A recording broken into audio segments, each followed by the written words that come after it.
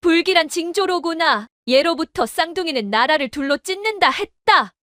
하나는 없던 아이가 되어야 한다. 알겠느냐?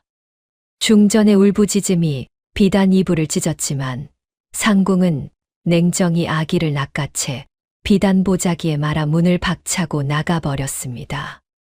눈보라가 성문 밖을 삼키던 밤, 갓난 아기의 울음이 하얀 벌판 위로 툭 떨어졌습니다. 하나를 살리면 하나는 반드시 죽어야 한다. 그런데 말입니다. 20년 뒤, 궁궐 한복판에서 누군가 이렇게 외쳤답니다. 저 사내의 얼굴이 세자자와 똑같이 생겼다. 왕관을 뺏으려는 자와 지키려는 자, 과연 누가 진짜 주인이 될까요? 사연 시작 전 구독 한 번만 눌러주신다면 그곳으로 행운이 가득히 뜰기를 바라겠습니다. 만물이 숨을 죽인 한밤중 경복궁의 거대한 기와 지붕 위로 서리빨 같은 눈송이가 소리 없이 쏟아져 내렸더랍니다. 궁궐의 붉은 기둥 사이로 매서운 칼바람이 몰아치며 문창지를 두드리는 소리만이 산실청의 무거운 정적을 깨우고 있었지요. 촛불이 위태롭게 흔들리는 방 안에서 중전마마의 가쁜 숨소리가 잦아들 무렵 두 아기의 울음소리가 겹겹이 쌓인 담장을 넘어 울려 퍼졌더랍니다. 그때 병풍 뒤에서 어둠처럼 서 있던 장대비가 서늘한 안광을 빛내며 입술을 뗐지요. 이 무슨 요망한 변괴더냐. 하늘에 해가 둘일 수 없거늘 어찌 한 배에서 왕자가 둘씩이나 나온단 말이냐. 이건 축복이 아니라 나라를 망칠 저주로구나. 여봐라. 상궁들은 당장 물러가서 입을 닫아라. 만약 오늘 일을 밖으로 한마디라도 내뱉는 날엔 내 놈들 목숨은 물론이고 집안 씨를 말릴 것이니 그리 알아라. 장대비의 서슬퍼런 서술에 산실청 안의 공기는 얼어붙었고 상궁들은 고개를 조아린 채 뒷걸음질로 자취를 감추었더랍니다. 장대비의 신복인 늙은 내관이 소리 없이 다가와 갓 태어난 아기 중 하나를 핏빛 비단 보자기에 거칠게 감싸 안았지요. 그 보자기 안에는 정통성을 증명하는 영롱한 왕실 전용 옥패가 차가운 빛을 내뿜으며 함께 담겼더랍니다. 내관은 아기를 가슴에 품은 채 어둠이 깔린 성벽을 넘어 인적 없는 성문 밖 눈구덩이 앞에 멈춰 섰지요. 쯧쯧 어린 것이 하필 이런 무서운 밤에 태어나서 이 고생이냐. 얘야, 나를 원망하지 말고 너의 기구한 팔자를 원망하거라. 태어나지 말았어야 할 목숨이 억지로 세상에 나왔으니 어쩌겠느냐. 여기서 눈이나 붙이고 편히 가거라. 이것이 다 나라를 위한 일이니라. 내관은 일말의 가책도 없는 표정으로 아기를 차가운 눈바닥에 내던지고는 도포 자락을 휘날리며 황급히 어둠 속으로 사라졌더랍니다.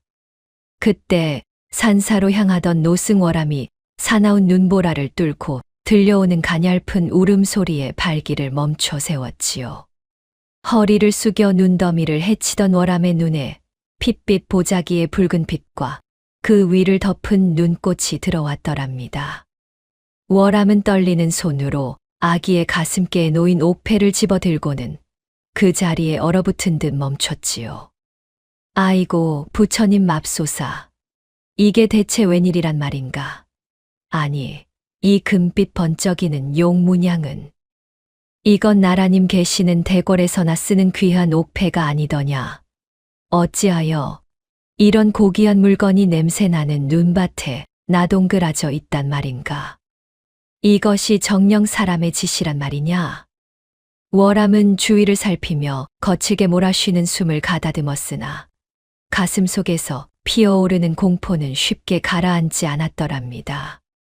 정신을 차리려 눈을 감던 월암의 손가락 위로 보자기 속 아기의 작고 따뜻한 손이 닿았지요. 아기는 파랗게 질린 입술로 파르르 떨면서도 월암의 굵은 마디를 놓치지 않으려는 듯 꽉 움켜쥐었더랍니다. 월암은 아기의 맑은 눈동자와 마주하는 순간 가슴을 짓누르던 두려움이 뜨거운 연민으로 변하는 것을 느꼈지요. 오냐, 오냐. 이 가여운 어린 목숨이 살겠다고 내 손가락을 이리도 꽉 쥐는구나. 그래, 내가 나를 불렀으니 내가 어찌 모른 척 하겠느냐. 하늘이 이 아이를 죽이려 해도 내가 부처님 법을 어기는 한이 있어도 이 아이만은 꼭 살려야겠다. 걱정 마라, 아가야. 이제 이 할아비가 내 울타리가 되어주마. 월암은 아기를 장삼 속 품 깊숙이 밀어넣고 체온으로 아기의 얼어붙은 몸을 녹이며 눈물 섞인 웃음을 지었더랍니다. 한편 궁궐의 한쪽 모퉁이에서는 장대비가 보낸 자객들이 칼날을 번뜩이며 도망치는 산파들의 뒤를 쫓고 있었지요. 단 한 놈도 놓치지 마라. 오늘 일을 아는 입들은 모조리 막아야 한다. 증거를 남기면 우리 목이 달아날 것이다. 보이면 즉시 베어버려라. 우두머리 자객의 서늘한 명령과 함께 산파들의 비명이 어둠 속에서 찢겨 나갔더랍니다. 월암은 산길을 서두르다 자객들에게 쫓겨 낭떠러지 끝에 몰린 산파 한 명을 발견하고 본능적으로 몸을 날렸지요. 월암은 과거 금위영 시절의 몸놀림을 되살려 자객들의 시선을 돌리고 사선에 선 산파의 손을 끌어 숲속으로 몸을 숨겼더랍니다. 캄캄한 동굴 속에서 숨을 헐떡이던 산파는 자신의 목숨을 구한 월암을 향해 머리를 조아리며 오열했지요. 아이고 스님, 저 좀 살려주십시오. 제발 목숨만은 살려주셔요. 제가 대궐 산실청에서 차마 못 볼 것을 보았나이다. 장 대비마마께서 왕자님 한 분을 죽이라 명하셨단 말입니다. 이건 하늘의 비밀을 누설하는 끔찍한 일입니다요. 월암은 괴나리봇짐에서 종이와 붓을 꺼내어 산파의 앞에 내려놓으며 엄중한 목소리로 말했더랍니다.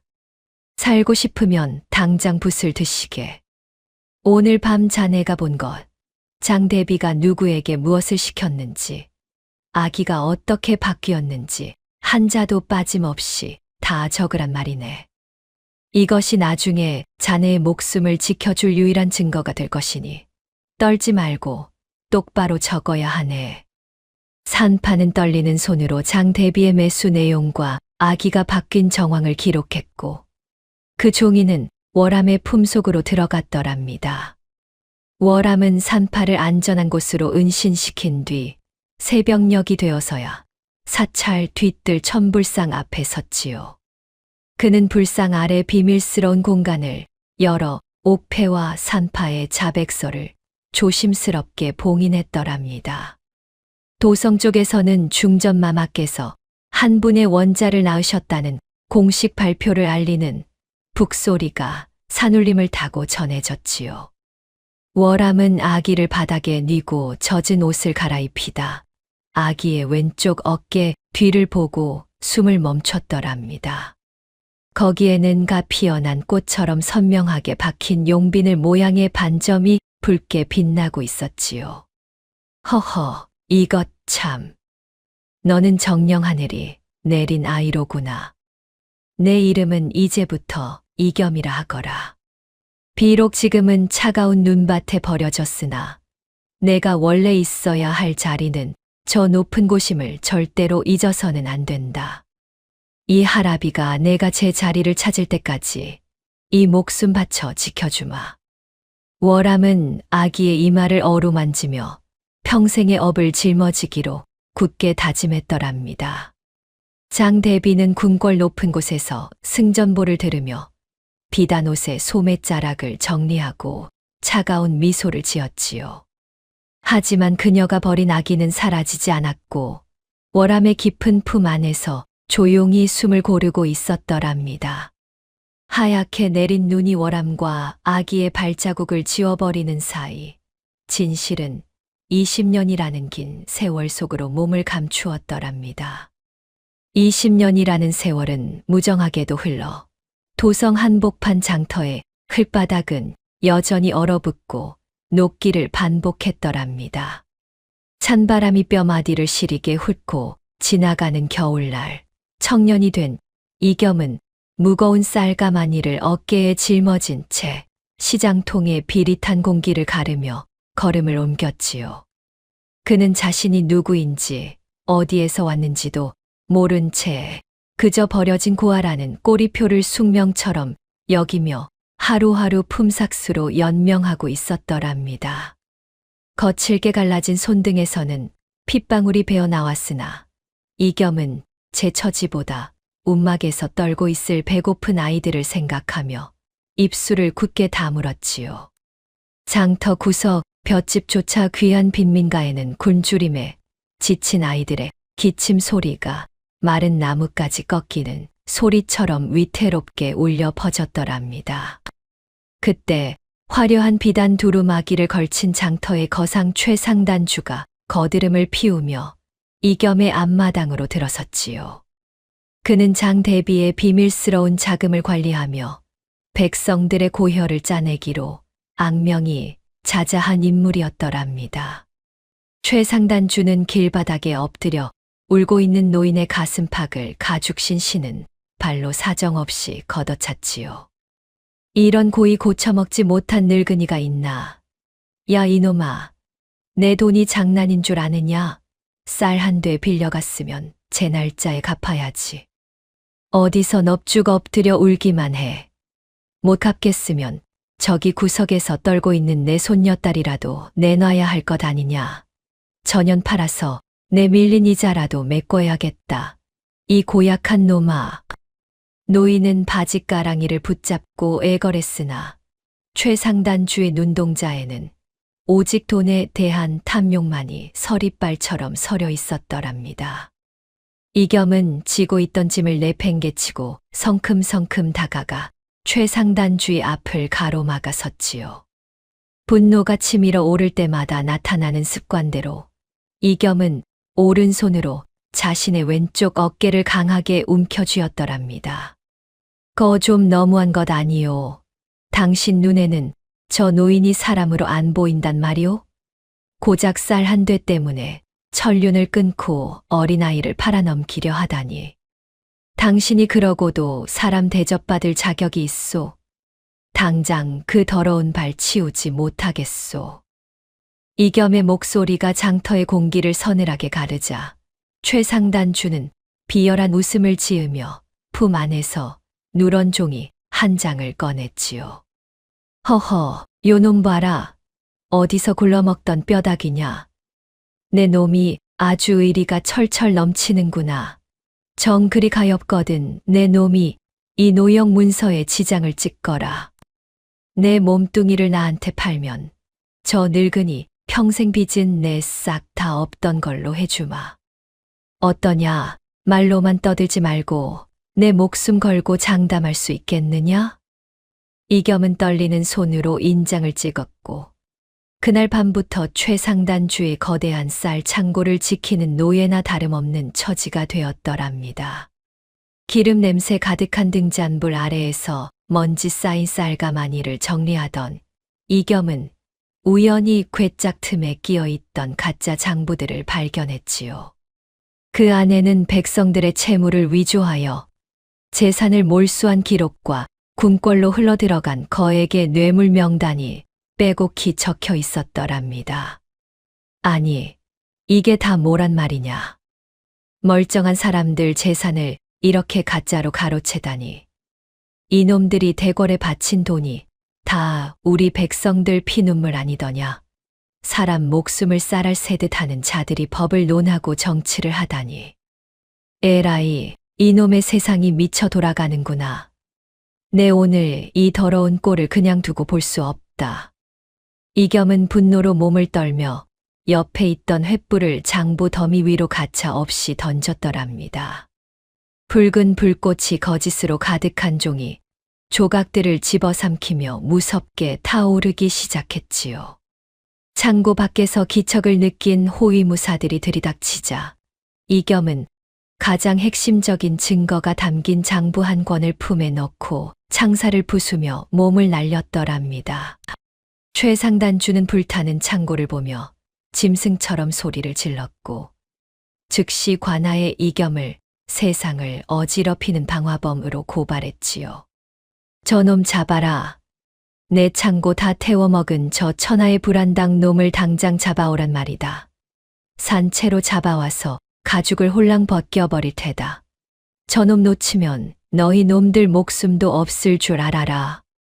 이겸은 어둠이 깔린 장터 골목을 미친 듯이 달렸으나 저 멀리서 들려오는 개 짖는 소리와 횃불 무리의 위협은 점점 가까워졌더랍니다.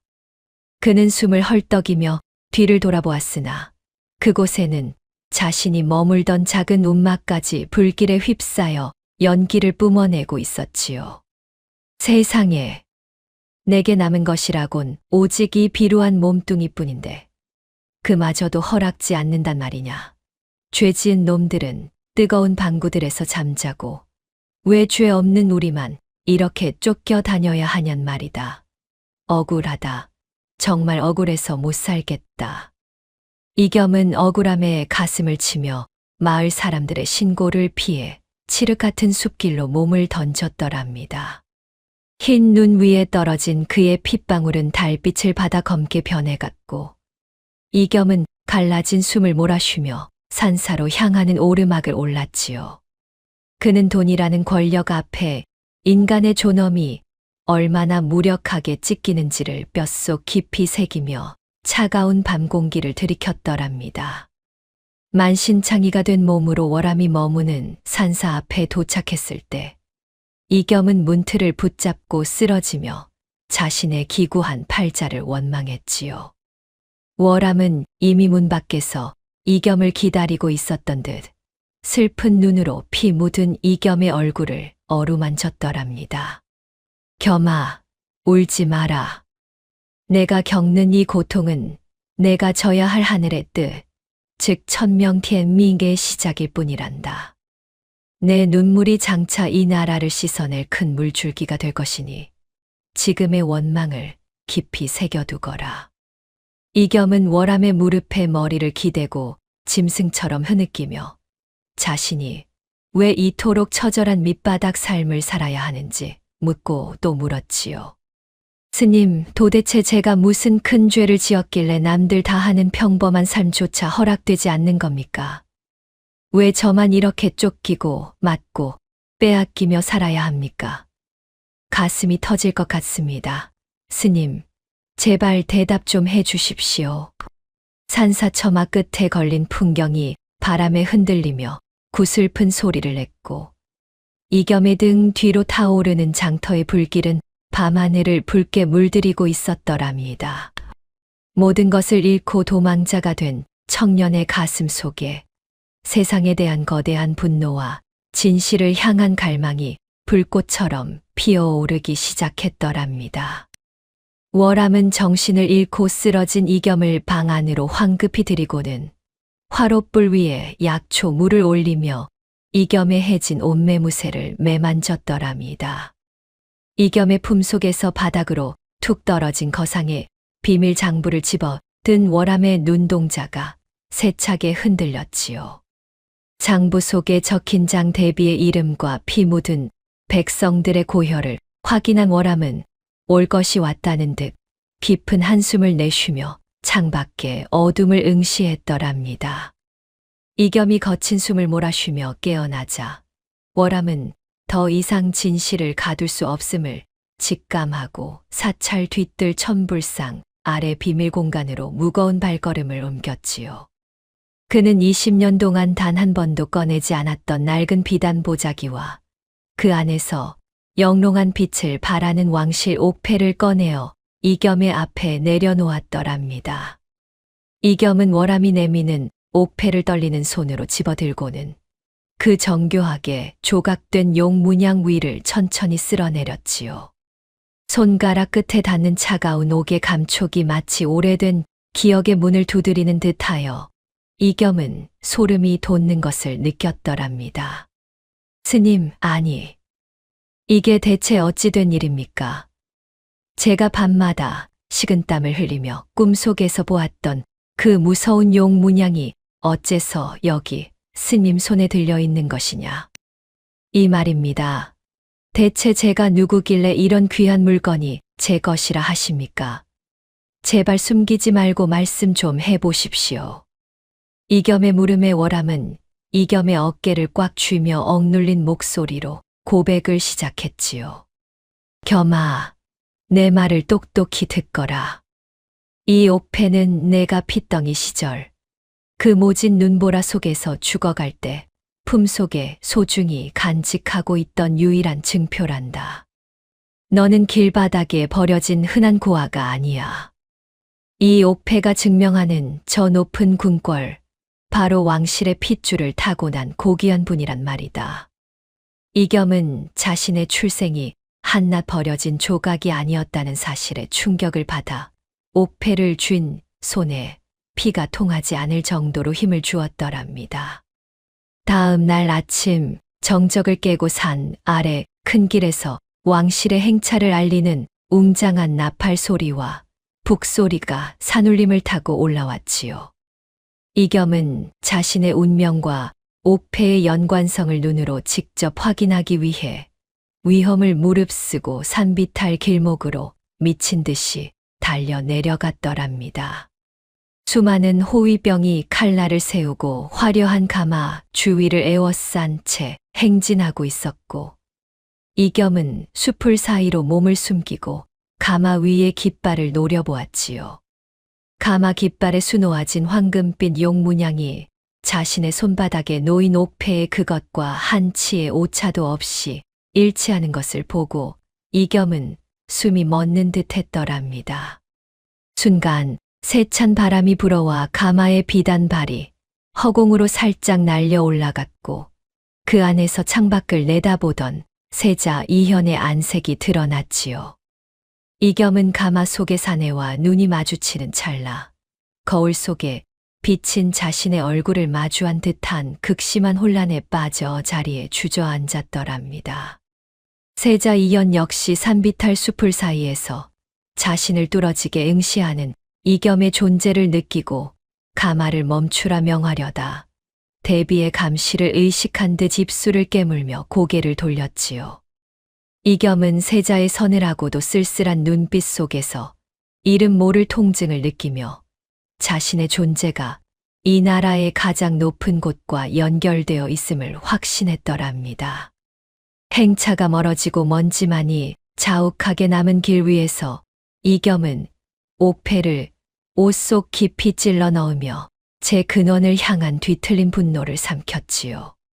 산사로 돌아온 이겸은 월암의 앞에 무릎을 꿇고 앉아 더 이상 숨기지 말고 모든 진실을 낱낱이 밝혀달라며 바닥을 머리로 들이받았더랍니다.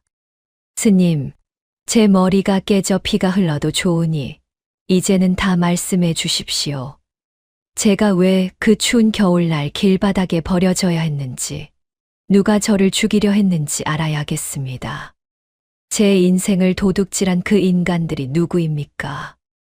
월암은 이겸의 등을 다독이며 20년 전 목숨을 걸고 빼돌렸던 산파의 자백서와 장 대비의 비정한 명에 대해 떨리는 입술로 전했지요. 아이고, 이 가엾은 것사. 20년 전 그날 장 대비께서 내 목숨을 끊으라고 냉정하게 명을 내리셨지. 그때 너를 받았던 산파가 겁에 질려 쓴 자백서가 여기 있다. 너는 태어나자마자 죽어야 할 운명이었던 게야. 겸아, 이제 내 갈 길은 내가 정해야 한다. 지금까지처럼 장터에서 짐이나 나르며 이름 없는 떠돌이로 늙어 죽을 테냐? 아니면 이 피비린내 나는 진실을 움켜쥐고 너를 버린 저 무서운 세상과 맞짱을 뜨겠느냐? 선택은 내 몫이다. 이겸은 월암의 말에 대답 대신 옥패 위로 흐르는 차가운 달빛을 응시하며 자신의 인생을 송두리째 앗아간 자들을 향한 서늘한 복수를 다짐했더랍니다. 제 자리를 뺏고 저를 죽이려 했던 자들, 절대로 가만두지 않겠습니다. 제가 누구인지, 왜 눈밭에서 피눈물을 흘려야 했는지 전하께, 아니 온 세상에 똑똑히 알리고 말 것입니다. 이제 더 이상 도망치지 않겠습니다, 스님. 그는 자신이 원래 누구였는지, 그리고 왜 눈밭에 버려져야만 했는지 세상이 다 아는 날을 만들겠다며 월암의 앞에서 굳게 맹세했지요. 산사의 풍경 소리가 다시금 조용히 울려 퍼지는 가운데 이겸은 이제 도망자가 아닌 자신의 자리를 되찾기 위한 첫걸음을 떼기로 마음먹었더랍니다. 도성 한편 묵향이 은은하게 감도는 필사장의 낡은 문을 열고 들어선 이겸은 자신의 거친 신분을 숨긴 채 조심스레 붓을 잡았더랍니다. 평생 무거운 가마니만 짊어지던 투박한 손마디가 붓대를 쥐자 처음에는 낯설게 떨렸으나 이겸은 종이 위에 떨어지는 먹물의 검은 빛에 마음을 누르며 가쁜 숨을 고르곤 했지요. 필사장의 주인은 이겸이 베껴 쓴 문장들을 유심히 살피더니 감탄 섞인 목소리로 이겸의 어깨를 툭 치며 껄껄 웃음을 터뜨렸더랍니다. 여보게, 자네 정체가 대체 뭔가? 장터에서 무거운 짐이나 나르던 사람 손이 어쩌면 이리도 귀한 글씨를 써낸단 말인가. 글자 하나하나가 살아 움직이는 것 같네 그려. 자네는 흙바닥에서 썩을 인재가 아니야. 대궐에 내로라 하는 선비들이 자네 글씨를 보면 아마 기가 팍 죽어버릴 걸세. 허허허, 우리 필사장에 복덩이가 굴러 들어왔어. 이겸은 주인의 칭찬에 어색한 미소를 지으며 먹물로 검게 물든 자신의 손가락 끝을 내려다보았고 태어나 처음으로 사람 대접을 받는다는 생각에 가슴 한구석이 뭉클해졌더랍니다. 아이고, 주인 어른. 당치도 않으십니다. 저같이 근본도 모르는 놈이 쓴 글자를 좋게 봐주시니 그저 몸둘 바를 모르겠습니다. 하루 세끼 밥 굶지 않으려고 눈에 불을 켜고 베껴 쓴 것뿐인데 이리 귀하게 여겨주시니 제 평생 이런 날이 다 있나 싶어 눈물이 날 것 같습니다. 그저 고맙고 또 고맙습니다. 이겸은 고개를 숙이며 대답했지만 손끝에 닿는 매끄러운 종이의 감촉과 방안을 가득 채운 고요함이 마치 꿈결처럼 달콤하게 느껴졌지요. 그 즈음 궁궐에서는 세자 이현이 부왕의 엄한 명을 받들어 도성 안 백성들의 고단한 삶을 살피기 위해 남몰래 민가로 나설 채비를 갖추었더랍니다. 비단 도포를 벗고 수수한 선비 차림으로 변복한 세자 이현은 호위무사들을 멀리 떼어놓은 채 우연히 묵향에 이끌려 이겸이 일하는 필사장의 문턱을 넘었지요. 이겸은 마침 창가에 앉아 따스한 봄볕을 등진 채 정갈하게 서책을 베끼는데 열중하고 있었고 세자 이현은 그런 이겸의 뒷모습에서 묘한 이질감을 느끼며 멈춰 섰더랍니다. 바람에 날린 종이 한 장이 세자 이현의 발치에 떨어지자 이겸은 무심코 고개를 돌려 세자 이현과 시선을 정면으로 마주했지요. 그 짧은 찰나 두 사람의 가슴 속에서는 이유를 알 수 없는 정체 모를 통증이 칼날처럼 날카롭게 스쳐 지나갔더랍니다. 이겸은 세자 이현의 눈동자를 보는 순간 자신의 심장이 얼어붙는 듯한 오한을 느꼈고 자신도 모르게 오른손으로 왼쪽 어깨를 강하게 움켜쥐며 신음했지요. 세자 이현 역시 심장이 찢어지는 듯한 동요를 억누르며 불안한 듯 자신의 가끈을 끊임없이 만지작거렸더랍니다. 이상하구나. 정말 이상해. 저 사내의 얼굴을 본 순간 왜 내 심장이 방망이질을 치는 것일까? 마치 얼음장 같은 찬바람이 내 몸을 훑고 지나가는 것만 같구나. 저 사내가 대체 누구길래 내 안의 깊은 곳에서 죽을 것 같은 비명이 들린단 말이냐. 도망치고 싶다. 당장 이곳을 벗어나지 않으면 내 자리가 사라질 것만 같아.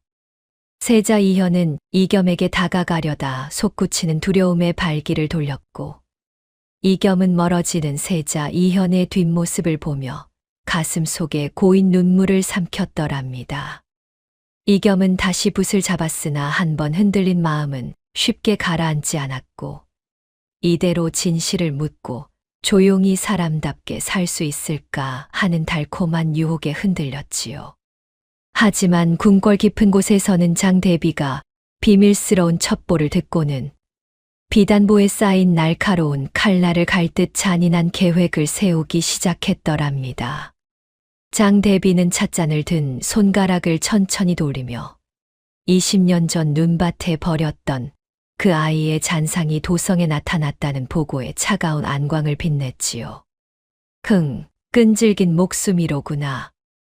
20년 전 눈구덩이에 처박았을 때 벌써 저승으로 갔어야 할 놈이 감히 살아 돌아와? 내 눈이 살아있는 한 그 놈이 이 궁궐 땅을 밟게 두지 않을 것이다. 여봐라. 그 놈을 찾아내어 이번에는 뼈 조각 하나 남기지 말고 처리해라. 세상에 없어야 할 물건은 당장 치워버리는 것이 답이니라. 필사장의 창밖에는 화창한 봄볕이 내리쬐고 먹냄새가 향긋했으나 그것은 다가올 거대한 피바람을 가리기 위한 얇은 비단막에 불과했더랍니다. 이겸은 자신의 손에 묻은 먹물을 씻어내며 평온한 일상이 계속되길 기도했지만 하늘은 그에게 허락된 평화가 얼마 남지 않았음을 예고하듯 먹구름을 불러 모았지요. 세자 이현은 궁으로 돌아가는 길 내내 이겸의 얼굴을 떠올리며 자신의 왕좌가 흔들리는 듯한 본능적인 공포에 휩싸여 식은땀을 흘렸더랍니다. 장대비의 명령을 받은 자객들이 그림자처럼 이겸의 뒤를 밟기 시작했고 필사장의 평화로운 문창지 너머로 살벌한 검기가 조금씩 스며들었지요. 봄날의 따스함은 이겸에게 처음이자 마지막인 짧은 안식이었으며 이제 진실의 문이 열리며 모든 것을 파괴할 폭풍이 고개를 들고 있었더랍니다. 이겸과 이현 서로의 존재를 직감한 두 쌍둥이의 엇갈린 운명은 이제 돌이킬 수 없는 파멸의 소용돌이를 향해 서서히 움직이기 시작했더랍니다. 봄볕이 채 가시기도 전에 필사장의 평화로운 정적을 깬 것은 벼락처럼 대문을 부수고 들어온 포졸들의 거친 함성이었더랍니다. 먹물 냄새 가득하던 방 안에 매캐한 먼지와 쇠사슬 부딪히는 서늘한 소리가 가득 찼고 필사장 주인은 영문도 모른 채 머리채를 잡혀 마당으로 끌려나갔지요. 장대비가 퍼뜨린 세자를 사칭하는 역적이 나타났다는 흉흉한 소문은 이미 관아의 칼날이 되어 이겸의 목을 겨누고 있었더랍니다. 이겸은 당황하여 주인 어른의 앞을 가로막았으나 포졸들이 휘두른 몽둥이에 어깨를 엇맞고 차가운 흙바닥 위로 처박히고 말았지요. 이 더러운 역적놈아, 내 놈 상판대기가 세자 저하를 조금 닮았다고 감히 하늘을 속이려 들어. 내 놈이 죽으려고 환장했구나. 오냐. 오늘 내 놈의 그 가증스러운 입동량을 영원히 닫게 해주마. 여봐라. 이 놈을 짐짝처럼 굴려 묶어서 당장과 나로 끌고 가라. 토를 다는 놈은 그 자리에서 베어버릴 것이니 그리 알아라. 포졸의 호통에 이겸은 입술을 피가 나도록 깨물며 억울함을 삼켰으나 거친 밧줄은 이미 이겸의 몸을 옥죄며 살을 파고들었더랍니다. 관아 마당으로 끌려온 이겸의 앞에는 탐욕스러운 눈빛의 수령이 형틀에 앉아 이겸을 벌레 보듯 내려다보고 있었지요. 수령은 옆에 놓인 고문 도구들을 만지작거리며 장대비의 하수인들이 미리 일러준 대로 이겸을 압박하기 시작했더랍니다. 쯧쯧 생기기는 멀쩡한 놈이 어쩌다 이런 대역죄에 발을 들였느냐. 에잉, 시끄럽다. 내 놈 품속에 숨겨둔 그 옥패, 그게 어디 내 놈 같은 천한 짐꾼한테 어울리는 물건이더냐? 당장 내놓지 못할까? 어허, 요놈 보게. 입술만 꽉 깨물면 다냐? 여봐라. 저 놈의 등짝이 걸레 조각이 될 때까지 사정없이 내리쳐라. 진실을 말할 때까지 멈추지 마라. 이겸은 결박된 팔에 힘을 주며 고개를 치켜들었으나 수령의 신호에 따라 곤장이 이겸의 등 위로 사정없이 내리쳐졌지요. 사또, 제발 제 말을 좀 들어보십시오. 제가 무슨 죄를 지었길래 이토록 모진 고초를 겪어야 한단 말입니까? 이 옥패는 제가 훔친 것이 아니라 제 목숨과도 같은 물건입니다. 법이라는 것이 어찌하여 죄 없는 백성의 등골을 부수고 진실을 말하는 자의 입을 막는단 말이오. 억울합니다. 사또, 정말 억울해서 못 살겠습니다. 이겸의 절규는 공원 메아리가 되어 관아 담장을 넘지 못했고 구경하던 백성들은 혹여 불똥이 튑까 두려워 숨을 죽인 채 눈길을 돌렸더랍니다.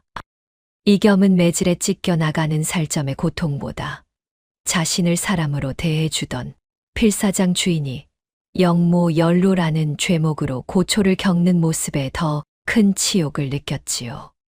주인 어른은 이미 실신하여 바닥에 쓰러져 있었고 수령은 비열한 미소를 지으며 이겸의 품속을 뒤져 깊이 숨겨두었던 옥패를 빼앗아 들었더랍니다. 오호라, 이것 보게나.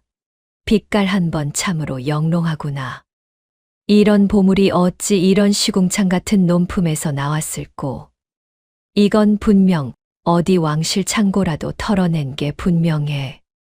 아니면 정말로 역적질을 하려고 미리 준비한 것이거나. 여봐라. 이놈을 당장 지하 감옥 깊숙한 곳에 쳐넣어라. 아무도 만나게 해서는 안 된다. 이 옥패는 내가 직접 조사할 것이니 그리 알아라. 이겸은 빼앗긴 옥패를 향해 손을 뻗었으나 포졸들의 발길질에 채여 머리가 돌바닥에 부딪히며 정신이 아득해졌지요. 그는 차가운 감옥 바닥으로 끌려가며 법이라는 것이 백성을 지키는 울타리가 아니라 권력자의 칼날임을 뼈저리게 깨달았더랍니다. 한편 궁궐에서는 이현이 관아의 보고를 듣고는 자신의 방 안에서 초조하게 발걸음을 옮기고 있었지요. 그는 자신과 똑같은 얼굴을 한 이겸이 고통받고 있음을 알면서도 장 대비의 섰을 퍼런 감시 때문에 선뜻 나서지 못하는 자신의 비겁함에 몸을 떨었더랍니다. 아, 정말 내가 이리도 못난 놈이었단 말이냐. 저 사내는 나 때문에 저리 피를 흘리고 있는데 나는 이 화려한 옷 아래 숨어서 벌벌 떨고만 있구나. 만약 저 자가 죽으면 정말로 내 왕좌는 안전해지는 것일까? 아니지. 내 양심이 평생 나를 괴롭힐 텐데. 이게 무슨 가짜 평화란 말이냐. 무섭구나. 정말 무서워. 하늘은 어찌하여 우리를 이토록 잔인하게 만드셨단 말인가.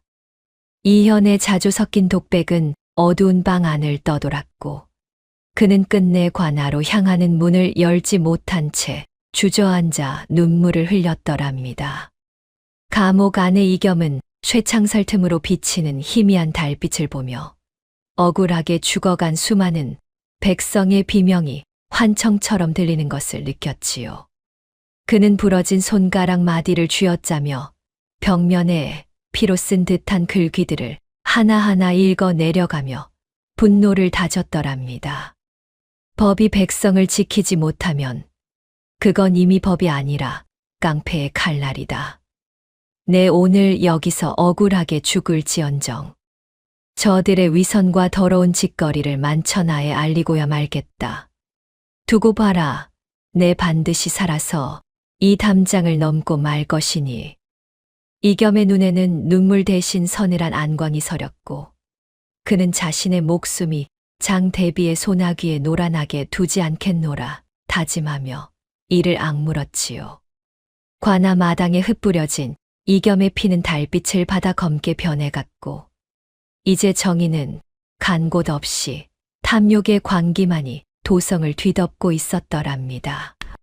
이른 새벽 도성 한복판에는 밤사이 내린 서리보다 더 차갑고 날카로운 장 대비의 명령이 되어 골목마다 나붙었더랍니다.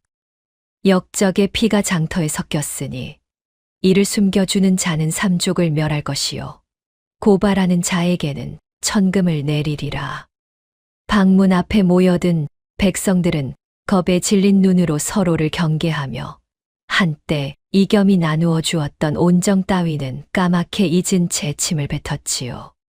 장 대비는 궁궐 높은 곳에서 이 소문을 비단실처럼 엮어 도성 전체를 올가매었고 민심은 이제 이겸을 영웅이 아닌 재앙의 씨앗으로 여기게 되었더랍니다. 시정자배들은 술잔을 기울이며 이겸의 출신을 비하했고 여인들은 아이들의 눈을 가리며 역적의 이름이 닿지 않게 서둘러 길을 재촉했지요.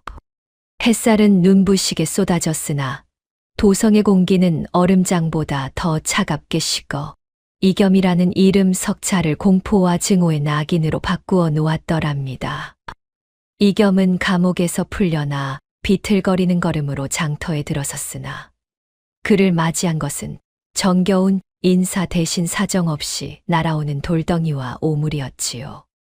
이 역적놈아, 내 놈 때문에 우리 필사장이 풍비박산 나고 주인이 끌려갔으니 어찌 감히 이곳에 발을 들인단 말이냐.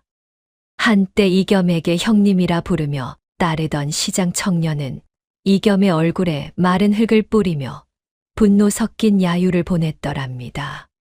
이겸은 찢어진 옷자락을 여미며 나는 역적이 아니요. 그저 진실을 밝히려 했을 뿐이란 말이요. 라고 절규했으나 사람들의 함성에 그의 목소리는 묻히고 말았지요. 어디를 가도 소문이 칼날이 되어 이겸의 앞길을 막아섰고 한때 그를 사람으로 대해주던 밥집 할멈조차 이겸을 보자마자 바가지를 내던지며 문을 걸어 잠갔더랍니다. 이겸은 거리에 홀로 서서 사방에서 쏟아지는 증오의 시선을 온몸으로 받아내며 육신의 고통보다 더 처참하게 무너지는 자존감에 입술을 깨물었지요. 이겸은 어둠이 깔린 골목 끝 낡은 담벼락에 몸을 기대고 앉아 차가운 손바닥으로 마른 세수를 하며 깊은 탄식을 내뱉었더랍니다. 내가 진짜로 나쁜 사람인 것인가? 나의 존재가 정령이들에게 이토록 큰 죄가 된단 말이냐? 이겸은 흔들리는 눈동자로 자신의 거친 손마디를 내려다보며 진실이라는 것이 때로는 세상을 등지는 가장 빠른 길임을 깨닫고 허망한 웃음을 지었지요. 사람들의 매몰찬 말들은 자객의 칼날보다 더 깊숙이 이겸의 심장을 찔렀고 그는 처음으로 이대로 죽는 것이 모두를 위한 일인가라는 무서운 생각에 잠겼더랍니다. 장 대비가 쳐놓은 여론의 그물은 이겸의 명예를 갈갈이 찢어 밝혔으며 이제 그는 도망칠 곳도 숨을 곳도 없는 만인의 적이 되어버렸지요. 이겸의 눈가에는 억울함과 슬픔이 뒤섞인 눈물이 고였으나 차가운 밤바람은 그 눈물마저 얼려버릴 듯 사납게 몰아쳤더랍니다.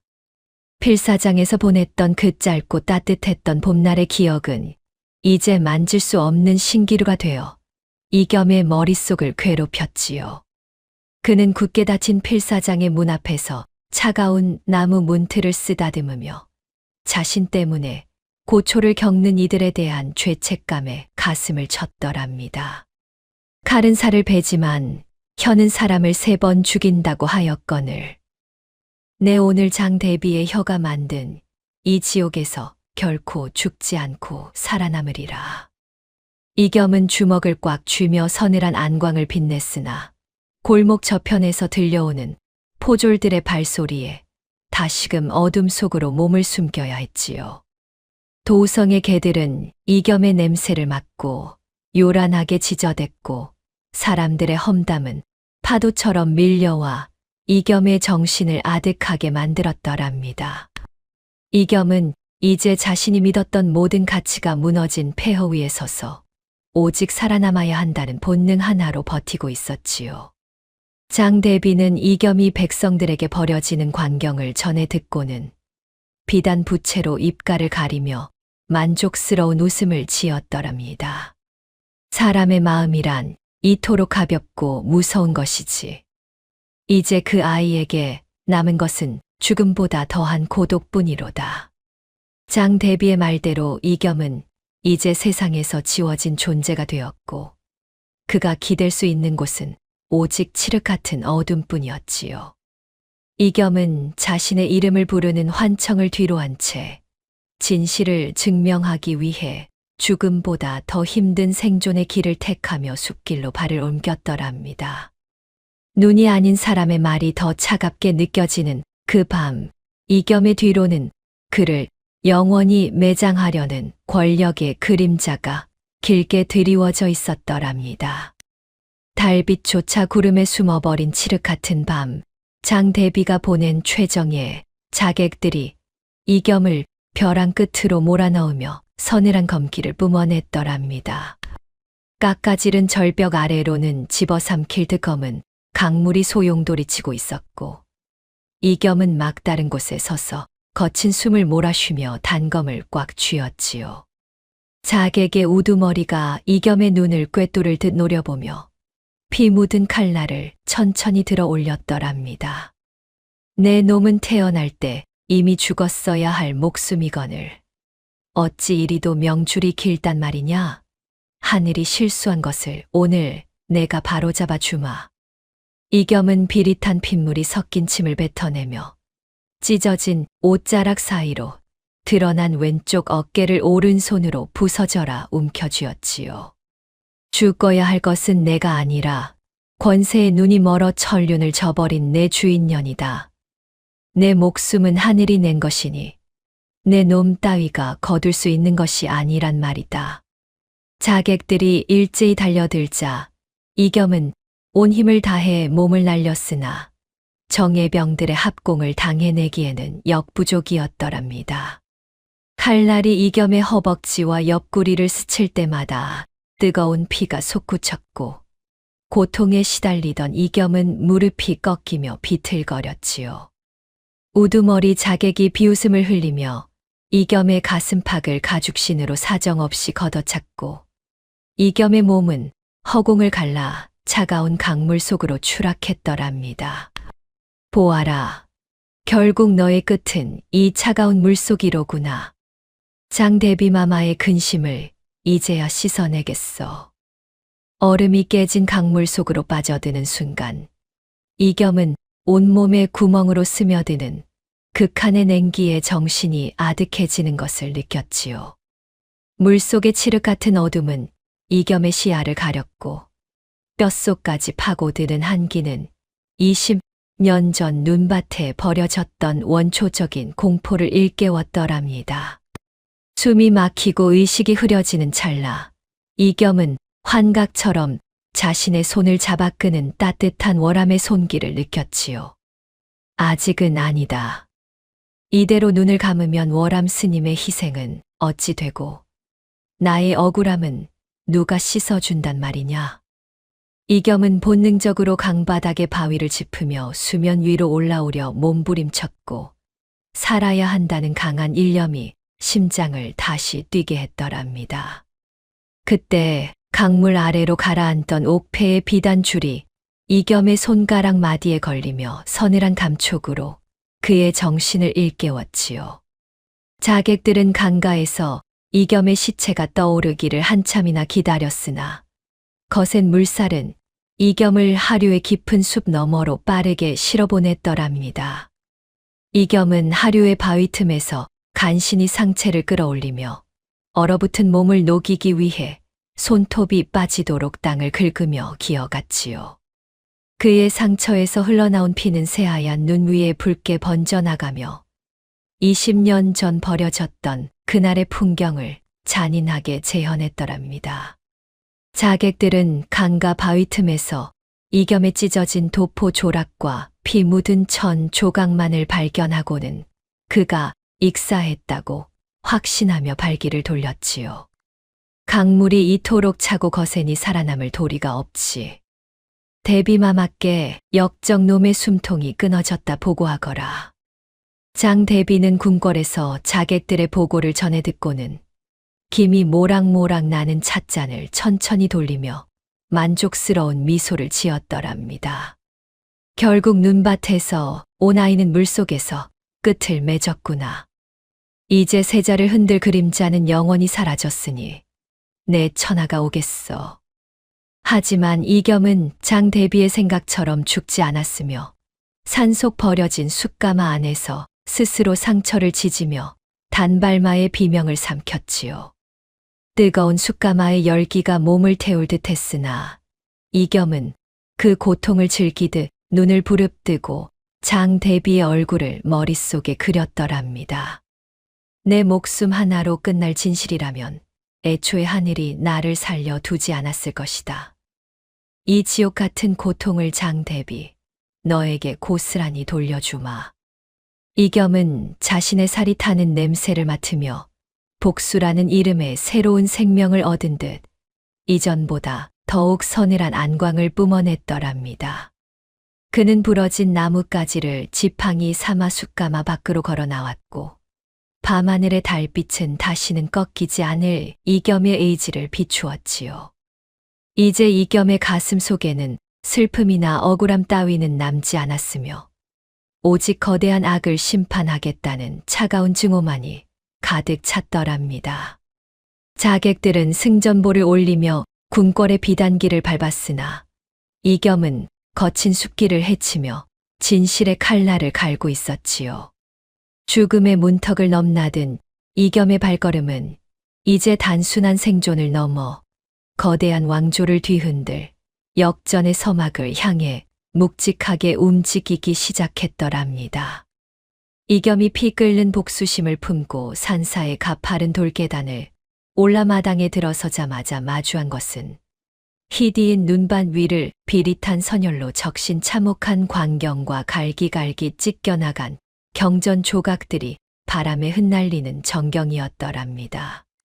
장 대비의 자객들이 이미 이곳을 휩쓸고 지나간 듯 사찰의 문짝은 처참하게 부서져 있었고 고요하던 산사는 죽음의 그림자가 짙게 깔려 숨소리조차 내기 힘든 정막만이 가득했지요. 이겸은 불길한 예감에 심장이 터질 듯 요동치는 것을 느끼며 피 묻은 눈밭을 헤치고 대웅전 앞으로 미친 듯이 달려갔더랍니다. 그곳에는 평생을 자애로운 미소로 자신을 지켜주던 월암 스님이 온몸에 칼자국이 난 채 차가운 돌바닥 위에 쓰러져 가쁜 숨을 몰아쉬고 있었지요. 이겸은 비명을 지르며 월암의 곁으로 달려가 무릎을 꿇고는 피로 얼룩진 월암의 거친 손을 두 손으로 꼭 움켜쥐며 오열했더랍니다. 스님, 어찌하여 이런 일이 벌어진 것이옵니까? 저 때문에, 못난 저 때문에 스님께서 이토록 모진 고초를 겪으시다니요. 이겸의 절규의 월암은 흐릿해지는 눈동자를 간신히 들어 이겸의 얼굴을 바라보며 떨리는 오른손을 내밀어 이겸의 뺨을 어루만졌더랍니다. 월암은 품속 깊이 감춰두었던 낡은 금패 하나를 꺼내 이겸의 손바닥 위에 올려놓았는데 그것은 과거 그가 왕실을 호위하던 금이영 출신이었음을 증명하는 증표였지요. 겸아, 울지 마라. 나는 오늘에서야 20년 전 너를 눈밭에 버리려 했던 나의 비겁한 죄를 씻으려 하는 것뿐이란다. 월암은 고통을 참으려 입술을 피가 나도록 깨물며 자신이 장 대비의 명을 받들어 아기를 죽이려다 끝내 살려냈던 그날의 피비린내 나는 진실을 나직한 목소리로 전했더랍니다. 월암은 마지막 남은 기력을 짜내어 대웅전 뒤뜰에 우뚝 솟은 천불상의 세 번째 불상을 가리키며 그곳에 장 대비를 파멸시킬 마지막 열쇠가 숨겨져 있음을 알렸지요. 그곳에 가면 산파의 자백서와 장 대비가 비단과 금전으로 사람의 목숨을 샀던 거래 장부가 들어있느니라. 그것이 내가 누구인지 세상에 증명해 줄 유일한 등불이 될 것이야.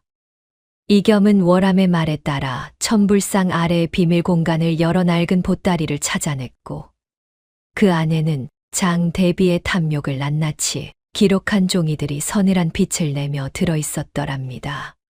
그때 산사 아래에서 자객들의 거친 발소리와 칼날 부딪히는 소리가 다시금 들려오며 죽음의 기운이 사찰을 포위하기 시작했지요. 월암은 이겸의 옷소매를 강하게 잡아당기며 어서 뒷산 숲길을 통해 도성, 안지하, 연잎의 집단으로 몸을 숨기라고 엄중히 꾸짖었더랍니다. 너는 살아서 진실의 등불이 되어야 한다. 나 같은 늙은 죄인의 목숨은 오늘 여기서 이 불길과 함께 사라지는 것이 마땅한 업보로다. 월암은 옆에 놓여있던 촛대를 쓰러뜨려 사찰의 비단 커튼에 불을 붙였고 순식간에 치솟은 불길은 월암과 이겸 사이를 가로막는 뜨거운 장벽이 되었지요. 이겸은 불길 너머로 보이는 월암의 평온한 미소를 보며 가슴이 찢어지는 고통에 어깨를 움켜쥐었으나 스님의 마지막 뜻을 저버릴 수 없어 눈물을 머금고 어둠 속으로 몸을 던졌더랍니다. 월암은 불타오르는 사찰 한복판에서 가부좌를 틀고 앉아 염주를 손에 쥔 채 달려드는 자객들의 시선을 자신에게로 끌어모으며 평생의 죄를 태워버리듯 눈을 감았지요. 이겸은 산을 내려가며 등 뒤로 타오르는 붉은 불꽃이 마치 월암 스님이 자신을 위해 밝혀준 마지막 등불처럼 느껴져 몇 번이고 뒤를 돌아보며 오열했더랍니다. 산사의 풍경 소리는 불길에 녹아내리며 이상하리 많지 맑고 구슬픈 소리를 냈고 월암의 희생으로 열린 길 위에서 이겸은 자백서를 품에 안고 칠흑 같은 숲을 헤쳐나갔지요. 이겸은 처음으로 누군가가 자신을 대신해 죽었다는 사실에 치를 떨며 장 대비를 향한 복수심이 단순한 분노를 넘어 왕도를 바로잡아야 한다는 의지로 변하는 것을 느꼈더랍니다. 그는 월암이 남긴 금이 영패를 목걸이처럼 목에 걸고 옷 속 깊이 숨기며 이제 자신의 목숨은 혼자의 것이 아님을 뼛속 깊이 새기고 또 새겼지요. 도성 안지하 연잎회의 북소리가 멀리서 들려오기 시작하자 이겸은 자신의 화려한 얼굴을 가릴 가면을 준비하며 어둠 속에서 조용히 때를 기다리기로 했더랍니다.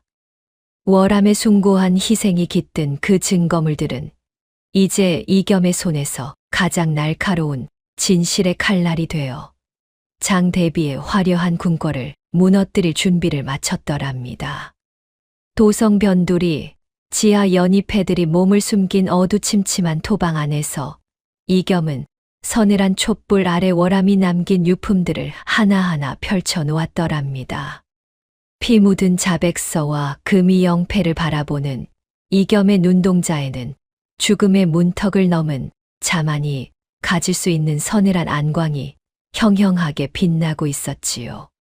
그는 제 얼굴을 가릴 탈을 손에 쥔 채 흩어진 복선들을 한 줄의 실로 꿰어 장 대비의 심장을 겨눌 거대한 장부를 머릿속에 그렸더랍니다.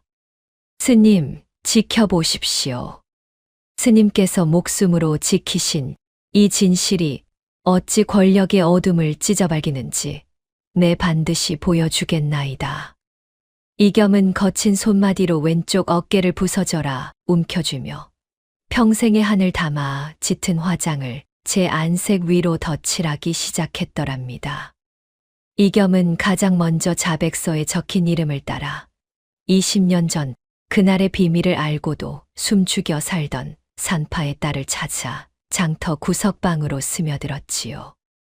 겁에 질린 여인에게 이겸이 월암의 유품인 금패를 내밀자 여인은 바닥에 엎드려 울먹이며 장 대비의 하수인이었던 아전의 비밀을 털어놓았더랍니다. 제 어머니께선 그날 이후 매일 밤 악몽에 시달리셨나이다. 그 아전 놈의 창고 깊은 곳에 대비마마의 은밀한 지령이 담긴 쪽지들이 숨겨져 있을 것이옵니다. 이겸은 여인의 증언을 가슴에 새기고는 곧장 장 대비의 자금을 관리하며 위세를 떨치던 아전의 집 담장을 넘었지요. 그는 아전의 목에 서늘한 단검을 들이대고 장 대비와의 금전 거래가 적힌 비자금 장부를 빼앗아 들고는 유령처럼 사라졌더랍니다. 다음 행선지는 20년 전 국문의 출입 기록을 보관하다 파직당한 채 술로 세월을 보내던 노년의 서리 쇼리가 머무는 퇴락한 초가였지요. 술 기운에 절어있던 서리는 이겸의 용안을 마주하는 순간 사발을 떨어뜨리며 20년 전 눈보라 속에서 보았던 그 아기를 떠올리고는 사지르르 떨었더랍니다. 자네, 아니 저하, 살아계셨구먼요. 내 차마 불태우지 못하고 벽장 깊숙이 숨겨둔 그날의 출입 기록 조각이 여기 있나이다. 서리가 내민 누런 종이에는 쌍둥이 탄생과 한 아이의 무단 반출이 암호처럼 적혀 있었고 이겸은 그것을 옥패 옆에 소중히 챙겼지요. 이겸은 이제 증거의 조각들이 하나가 되었음을 느끼며 궁중 잔치가 열리는 밤 연희패의 일원이 되어 대궐에 금지된 문턱을 넘었더랍니다. 화려한 등롱이 밤하늘을 수놓고 북소리가 대궐 마당을 울릴 때 이겸은 사자탈을 쓴 채 세자 이현의 근처를 맴돌며 기회를 엿보았지요. 잔치가 무르익고 세자 이현이 잠시 땀을 닦으려 연회장 뒤편 그늘진 복도로 물러나자 이겸은 그림자처럼 그의 뒤를 쫓아갔더랍니다. 이현이 소매자락을 걷어 올리며 의복을 갈무찰 때 이겸은 세자의 어깨 뒤편에 선명하게 박힌 용비늘 모양의 반점을 제 눈으로 똑똑히 확인했지요. 이겸의 심장은 거대한 북소리처럼 요동쳤고 그는 자신이 가진 반점과 똑같은 형상을 보며 비로소 쌍둥이라는 비극적인 진실을 온몸으로 받아들였더랍니다. 아, 정녕 저 자가 나의 형제였단 말인가. 우리를 찢어놓은 것은 하늘이 아니라 한 여인의 뒤틀린 탐욕이었구나. 이겸은 탈 속에서 억눌린 신음을 삼키며 이제 복수가 단순한 개인의 원한을 넘어 왕통을 바로잡는 대의임을 깨닫고 눈빛을 고쳐 잡았지요. 이현은 이유 없는 오한에 몸을 떨며 주위를 살폈으나 이겸은 이미 어둠 속으로 몸을 숨겨 다음 수를 준비하고 있었더랍니다. 궁궐 깊은 곳에 장대비는 자객들이 실패했다는 불길한 예감을 느끼며 처음으로 얼굴빛이 파랗게 질린 채 손가락 끝을 파르르 떨었지요. 이겸은 이제 자신이 모은 장부와 자백서 그리고 출입 기록이 장 대비의 목을 죄는 단단한 올가미가 되었음을 확신했더랍니다. 그는 사자탈을 벗어 던지고 맨 얼굴로 밤하늘을 올려다보며 이제는 방랑하는 짐꾼이 아닌 진정한 왕의 위엄을 갖추어 나갔지요. 진실은 큰 소리로 외치지 않아도 종이 한 장의 힘으로 천하를 뒤집는 법. 대비, 당신이 쌓은 모래성이 무너질 시간이 왔소. 이겸은 월암의 금패를 가슴팍으로 강하게 누르며 이제 복수는 칼이 아닌 진실의 증거들로 완성될 것임을 스스로에게 다짐했더랍니다. 도성의 연희패 동료들은 이겸의 눈빛에서 풍기는 범상치 않은 기운에 압도되어 말 한마디 없이 그를 향해 깊이 머리를 조아렸지요. 장 대비의 권세 아래 숨죽여 지내던 의로운 세력들이 하나둘 이겸의 주위로 모여들기 시작했고 폭풍 전야의 긴장감이 대궐을 덮었더랍니다. 이제 모든 복선은 한데 모여 거대한 역전의 발판이 마련되었으니 이겸의 발걸음은 이제 심판의 제단을 향해 묵직하고 당당하게 나아갔더랍니다. 장 대비는 자객들이 끝내 이겸의 숨통을 끊지 못했다는 소식에 서슬퍼런 안광을 빛내며 도성 천지에 피비린내 나는 체포령을 내렸더랍니다. 이겸이라는 역적놈이 감히 왕실을 사칭하며 백성을 현혹하고 있으니 그를 따르는 무리는 물론 소문만 옮기는 자도 즉시 목을 베라. 장 대비의 명이 떨어지기 무섭게 도성 저작거리에는 거친 포졸들이 들이닥쳤고 억울한 백성들이 줄줄이 관하로 끌려가며 비명이 끊이지 않았지요. 이겸은 연희패의 그림자 속에 몸을 숨긴 채 장 대비의 광기를 지켜보며 월암 스님이 남긴 자백서와 출입 기록 조각을 가슴팍에 더욱 깊이 찔러 넣었더랍니다. 그는 자신의 목숨을 건 도박을 위해 스스로 미끼가 되기로 결심하고는 장 대비의 하수인이 지키는 관아 근처로 조용히 발걸음을 옮겼지요. 장 대비는 이겸이 제 발로 도성 안에 나타났다는 보고를 받자마자 비단 부채를 쥔 손에 힘을 주며 서늘한 미소를 지었더랍니다. 그러던 와중 궁궐 안에서는 예기치 못한 천둥 같은 소식이 들려와 만조백관의 심장을 멎게 했더랍니다. 평소 기력이 쇠하던 임금께서 갑작스러운 병환으로 쓰러지시어 사경을 헤매게 되셨으니 궁궐은 순식간에 주인 잃은 배처럼 흔들리기 시작했지요. 장 대비는 이 혼란을 틈타 세자 이현의 즉위를 서두르려 했고 대신들은 저마다의 입속을 챙기느라 조정은 그야말로 아수라장이 되었더랍니다. 이현은 병상에 누운 부왕의 손을 잡고 눈물을 흘리면서도 자신을 향해 닥쳐올 거대한 진실의 파도를 예감하며 갓근을 끊임없이 만져댔지요. 아바마마, 정녕 제가 이 자리에 앉는 것이 하늘의 뜻이옵니까? 제 안의 눈보라는 어찌 이리도 차갑게 몰아친단 말이옵니까? 이현의 자주 섞인 흐느낌은 차가운 침전의 벽을 타고 흘러내렸고 장 대비는 그 소리를 뒤로 한 채 세자의 즉위식 준비를 강행했더랍니다. 그 시각 도성 밖에서는 민심을 살피며 비밀리에 활동하던 암행어사가 이겸이 흩뿌려 놓은 증거의 조각들을 하나둘씩 거두어들이고 있었지요. 암행어사는 이겸이 주막 탁자에 남긴 자백서와 장 대비의 금전거래 장부를 면밀히 살피며 그 뒤에 숨겨진 거대한 왕실의 비극을 마주하고 소름이 돋았더랍니다. 그는 관아의 수령이 장 대비에게 뇌물을 받고 이겸을 역적으로 몰아세운 정황을 포착하고는 마패를 가슴에 품은 채 관아 마당으로 발기를 재촉했지요. 관아 마당에는 이미 결박당한 이겸이 끌려 나와 있었고 수령은 장 대비에게 잘 보이기 위해 서둘러 이겸의 목을 베려 칼을 뽑아 들었더랍니다. 네 이놈, 감히 세자 저하를 사칭하고 나라를 어지럽힌 죄, 오늘 이 칼로 씻어내마. 수령의 칼날이 햇빛을 받아 번뜩이는 찰나 담장 너머에서 천지를 진동시키는 우렁찬 외침이 터져 나왔더랍니다. 어사 출두요. 암행어사 출두야. 포졸들이 우왕좌왕하는 사이 암행어사와 역졸들이 관아 마당을 포위하며 몰아쳤고 백성들은 일제히 엎드려 경외의 눈빛을 보냈지요.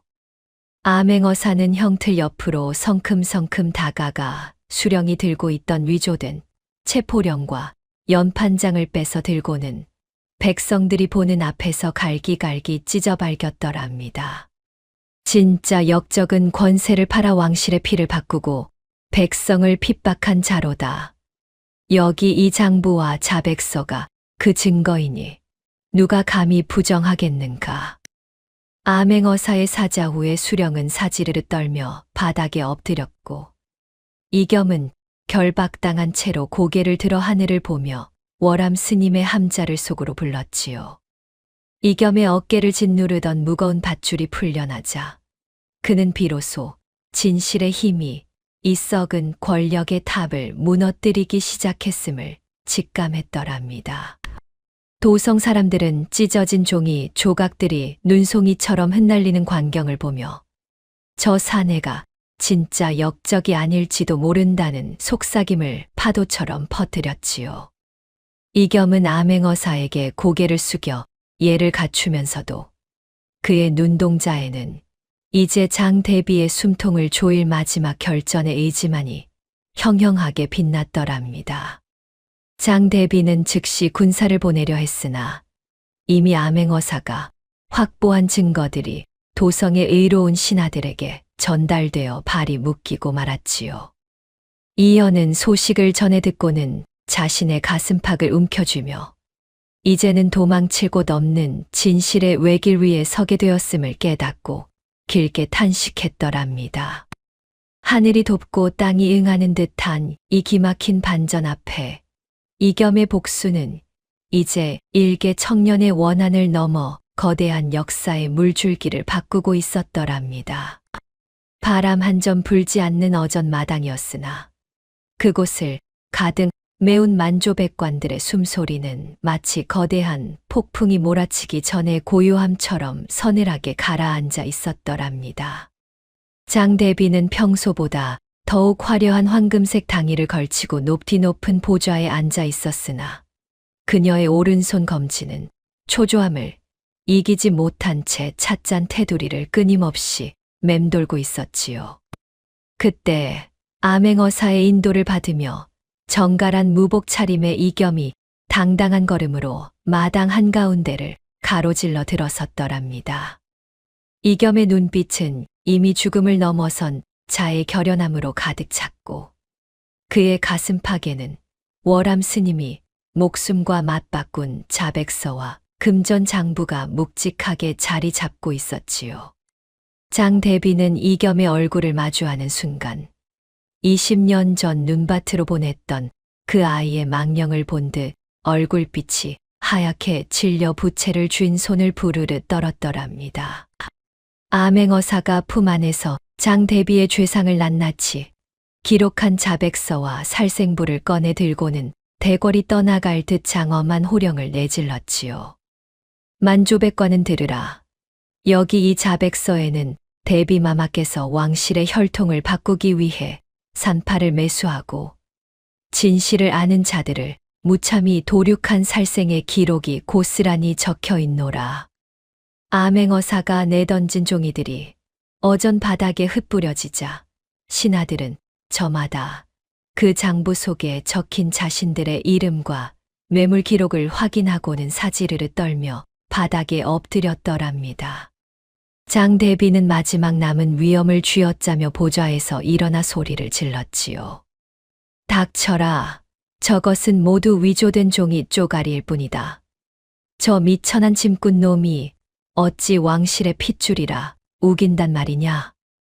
그때 묵묵히 자리를 지키던 세자 이현이 비틀거리는 걸음으로 이겸의 앞으로 걸어 나와 서로의 눈을 똑바로 응시했더랍니다.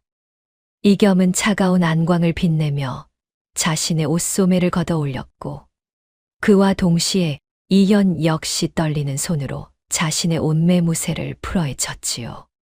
두 사람의 왼쪽 어깨 뒤편 그곳에는 갓 피어난 불꽃처럼 선명하고 붉은 용비늘 모양의 반점이 거울을 보듯 똑같은 형상으로 빛나고 있었더랍니다.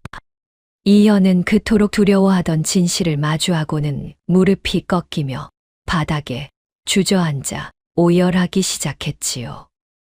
아, 정녕. 정녕 이것이 나의 껍데기였단 말인가. 형님의 자리를 빼앗아 누린 이 비단옷이 실은 피로 물든 수의였구먼요. 이현의 통곡이 대궐을 울리자 장 대비는 광기 어린 눈으로 백성들과 신하들을 둘러보며 마지막 발악을 이어갔더랍니다. 쌍둥이는 불길한 조짐이라 하였다. 한 나라에 두 해가 뜰 수 없으니 저 놈은 태어날 때 죽었어야 할 재앙이란 말이다. 그러나 장 대비의 외침에 답한 것은 백성들의 분노 서린 함성이었지요. 불길한 것은 쌍둥이가 아니라 제 핏줄을 눈밭에 버리고 권세를 탐한 대비마마에 뒤틀린 욕망이요. 사람의 목숨을 쌀알처럼 세던 자들이 어찌 천기를 논한단 말이냐. 저 사악한 여인을 당장 끌어내려라. 대궐 밖까지 가득 메운 백성들의 외침은 파도처럼 밀려와 장 대비가 공들여 쌓아 올린 권세의 탑을 뿌리째 흔들어 놓았더랍니다. 이겸은 장 대비를 향해 한 걸음씩 다가가며 평생 어깨를 짓누르던 원망의 무게를 담아 서늘하게 일갈했지요. 당신이 눈밭에 버린 아기는 죽지 않았소. 그날의 추위가 나를 단단한 칼날로 키웠고 오늘 그 칼날이 당신의 목줄기를 겨누고 있는 것이오. 이겸의 말에 장대비는 기력이 다한 듯 보좌 뒤로 무너져 내렸고 그녀의 머리에 꽂혀 있던 화려한 봉황 비녀가 돌바닥에 떨어져 산산조각 났더랍니다. 의금부관원들이 들이닥쳐 장대비의 당의를 거칠게 벗겨내고 평민의 거친 옷으로 갈아입히려 하자 대비는 넋이 나간 듯 허공을 향해 알 수 없는 비명을 질렀지요. 한때 세상을 호령하던 그녀의 손가락은 이제 찻잔이 아닌 차가운 쇠사슬을 부여잡고 비참하게 떨리고 있었더랍니다. 이현은 자신의 머리에 쓴 익선관을 벗어 이겸의 발치에 내려놓으며 죄스러운 눈물로 이겸의 신발 등을 적셨지요. 형님, 저를 죽여 그간의 한을 푸십시오. 이 자리가 누군가의 피눈물 위에 세워진 것인 줄 알면서도 눈을 감았던 저 또한 죄인이옵니다. 이겸은 오열하는 이현의 어깨를 강하게 쥐며 복수심보다 더 깊은 연민의 눈빛으로 동생의 얼굴을 가만히 내려다보았더랍니다. 만조백관은 이제 진정한 왕통의 주인이 누구인지 깨닫고 일제히 이겸을 향해 머리를 조아려 예를 갖추었지요. 장대비가 유배지로 압송되는 가마 주위로 백성들이 던진 돌멩이와 저주가 눈송이처럼 퍼부어졌고 화려했던 그녀의 시대는 처참한 낙조와 함께 저물어 갔더랍니다. 이겸은 대궐마당에 흩어진 자백서 조각들을 밟으며 비로소 월암 스님이 바라던 진실의 시대가 도래했음을 하늘을 향해 고했더랍니다. 겨우내 도성을 짓누르던 무거운 눈구름이 걷히고 궁궐 담장 너머로 연분홍 매화가 꽃망울을 터뜨리며 따스한 봄바람이 찾아들었더랍니다. 이겸은 만조백관의 추대를 받아 정식으로 왕위에 올랐으나 화려한 즉위식 대신 소박한 관복 차림으로 평생 자신을 지켜준 월암 스님의 낡은 금패만을 목에 걸고 보좌에 앉았지요. 그는 보좌 위에 놓인 두꺼운 비단 방석을 치우게 하고는 차가운 나무 의자의 감촉을 느끼며 자신이 가장 힘들었던 시절의 초심을 잊지 않겠노라 다짐했더랍니다.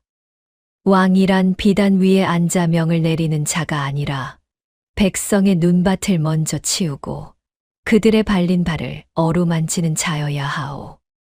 이겸의 첫일성은 대궐마당을 넘어 장터 구석구석까지 울려 퍼졌고 백성들은 비로소 자신들의 목소리를 들어줄 진짜 왕이 나타났다며 거리마다 춤판을 벌였더랍니다.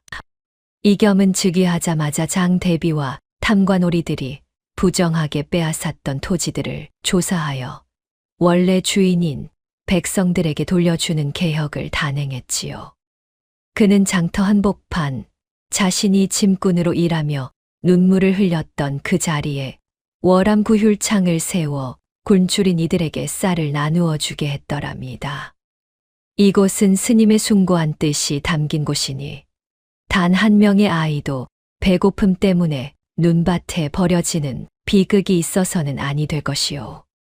이겸은 구휼창의 현판을 직접 깎아 만들며 손가락에 가시가 박히는 줄도 모르고 정성을 다했고 그 곁에는 신분에 상관없이 누구나 그를 배울 수 있는 서당을 세웠지요. 백성들은 이제 관할을 두려워하는 대신 이겸이 세운 서당에서 글 읽는 소리를 드높였으며 도성에는 이전의 활기와 웃음꽃이 매화 향기처럼 퍼져나갔더랍니다. 왕좌에서 물러난 이현은 스스로 평민의 옷을 입고 이겸의 곁에 남아 궁중의 복잡한 예법과 정치를 보필하는 가장 든든한 조력자가 되었더랍니다. 이현은 이제 밤마다 자신을 괴롭히던 눈보라, 소각이 울음소리가 멈춘 것을 느끼며 처음으로 깊은 잠자리에 들 수 있게 되었지요. 두 형제는 해 저무는 저녁이면 궁궐 후원의 매화나무 아래 앉아 월암 스님이 즐겨 마시던 투박한 차를 나누며 서로의 고충을 보듬었더랍니다. 형님, 제 자리가 원래 형님의 것이었음을 인정하는 순간 제 안의 지옥이 비로소 무너졌나이다. 이제야 사람답게 숨을 쉬는 듯하옵니다. 이현의 진심 어린 고백에 이겸은 동생의 어깨를 가만히 두드리며 비극으로 시작된 형제의 인연을 따뜻한 천륜으로 다시 엮어나갔지요. 한편 머나먼 유배지로 쫓겨난 장대비는 화려한 당에 대신 거친 삼배옷을 걸친 채 매일 밤 환청처럼 들려오는 아기 울음소리에 시달리며 노년을 보냈더랍니다.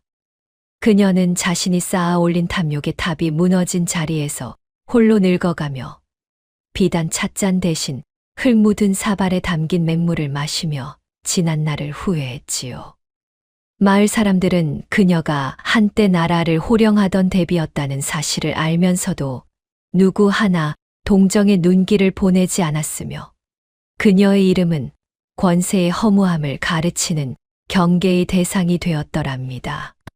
장대비는 창밖의 매화 향기를 맡으며 자신이 버린 그 아기가 만들어낸 따뜻한 봄을 시기하듯 바라보았으나 그녀에게 허락된 것은 오직 차가운 유배지의 정적뿐이었지요. 그녀의 화려했던 욕망은 이제 사가가는 초가집의 석가래처럼 볼품없이 사그라들며 인과응보의 엄중한 법도를 온몸으로 받아내고 있었더랍니다. 세월이 흘러도 이겸은 초심을 잃지 않았으며 백성들의 고단함을 살피기 위해 밤낮으로 정사를 돌보며 성군으로 칭송받았더랍니다. 그는 매년 겨울이 오면 월암 스님이 자신을 거두었던 그 산사를 찾아가 눈 덮인 만불상 앞에 머리를 조아리며 스님의 넋을 기렸지요. 스님께서 밝혀주신 등불이 이제 온 나라를 비추고 있나이다. 제가 겪은 그 차가운 눈밭을 이제는 어떤 백성도 겪지 않게 하겠나이다. 이겸의 눈가에는 월암을 향한 그리움의 눈물이 고였으나 그 눈물은 이제 슬픔이 아닌 감사의 의미로 빛나고 있었더랍니다. 도성의 전기수들은 이 기막힌 쌍둥이 형제의 이야기를 노래로 만들어 전국 팔도에 퍼뜨렸고 사람들은 그 이야기를 들으며 진실과 정의의 소중함을 가슴에 새겼지요. 매화꽃이 눈송이처럼 흩날리는 어느 봄날, 이겸은 궁궐마당에 모인 아이들에게 손수떡을 나누어 주며 그들의 머리를 쓰다듬었더랍니다. 아이들의 맑은 웃음소리가 대궐을 가득 채우자 이겸은 비로소 자신이 버려졌던 그 눈밭이 진정한 축복의 땅이었음을 깨달았지요. 왕이란 권세를 누리는 자가 아니라 백성의 눈물을 닦아주는 종이 되어야 함을 내 죽는 날까지 잊지 않으리라. 이겸의 다짐은 봄바람을 타고 온 나라로 퍼져나갔고 그가 다스리는 나라에는 더 이상 억울한 눈물도 비정한 버려짐도 존재하지 않았더랍니다. 눈밭에서 시작된 처절한 운명은 이렇게 만인이 평등하게 웃는 영원한 복락의 전설로 완성되어 오래도록 사람들의 기억 속에 따스하게 남게 되었더랍니다. 자, 시청자 여러분, 눈보라 치던 시린 눈밭에서 시작된 이겸의 긴 여정이 드디어 매화꽃 흩날리는 따뜻한 봄날로 끝을 맺었습니다. 90분이라는 긴 시간 동안 이들과 함께 울고 웃으며 끝까지 자리를 지켜주셔서 진심으로 고맙습니다. 우리네 인생도 가끔은 앞이 보이지 않는 모진 겨울 같을 때가 있지요. 하지만 오늘의 이야기처럼 진실을 잃지 않고 묵묵히 걷다 보면 결국 하늘이 돕고 땅이 응하여 찬란한 봄이 찾아오는 법입니다. 억울하고 고달픈 기억은 오늘 이 이야기에 모두 실어보내시고 이제는 이겸이 맞이한 그 따뜻한 봄볕만을 가슴에 가득 담아가시길 바랍니다. 오늘의 이야기가 당신의 마음에 작은 울림을 드렸다면 앞으로도 따뜻하고 행복한 이야기들로 찾아뵐 수 있도록 구독과 좋아요를 눌러주세요.